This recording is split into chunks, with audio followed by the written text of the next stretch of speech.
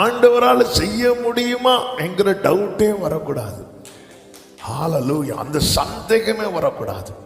அவரை குறித்து எல்லாம் இழந்து திரும்ப எல்லாவற்றையும் அப்படியே இருந்ததை விட 2 மடங்காய் பெற்றுக்கொண்ட ஒரு நபர் வேதத்தில் உண்டு. யாரு தெரியுமா? யோபு. யோபு, அந்த யோபு தன் அனுபவத்திலிருந்து சொல்லுகிறார், தேவரீர் சகலத்தையும், எல்லாரும் சொல்லுங்க, சகலவற்றை. யோபு 42:2, நீர் சகலத்தையும் செய்ய வல்லவர். சகலத்தையும். ஆண்டவரே, உங்களால முடியாதுன்னு எதுவுமே கிடையாதுப்பா. நீங்க எதையும் செய்வீர். நீர் செய்ய நினைத்தது தடைபடாது. ஆமென். இது யோபு எல்லாம் பெற்றுக்கொண்டு சொல்லவில்லை, அவர் யார் என்பதை அறிந்த பிறகு சொல்லுகிறார்.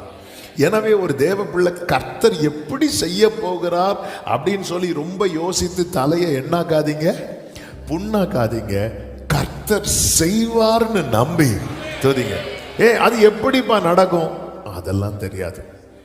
தேவனால் கூடாத காரியம் ஒன்றும் இல்லை.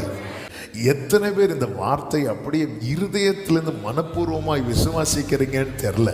அந்த காலம் எனக்கு வந்து விட்டது. ஆமென். ஹல்லேலூயா. வசனம் நிறைவேறும் காலம். வசனம் நிறைவேறும் காலம். விதைக்க ஒரு காலம் உண்டு, அறுக்க ஒரு காலம் உண்டு. ஆமென். இத்தனை காலம் என் வாழ்க்கையில விதைத்த பல வசனங்கள் அறுவடை செய்கிற காலம். ஆமென். சொல்லுங்க பார்க்கலாம். எண்ணாகமம் 23:19 சொல்லப்பட்டிருக்கிறது, அவர் செய்யாமல் இருக்க மாட்டார். ஆமென். சொல்லுங்க பார்க்கலாம். அவர் செய்யாமல் இருக்க மாட்டார், நிச்சயம் செய்வார். ஹல்லேலூயா. நிச்சயமாக. ஆமென்.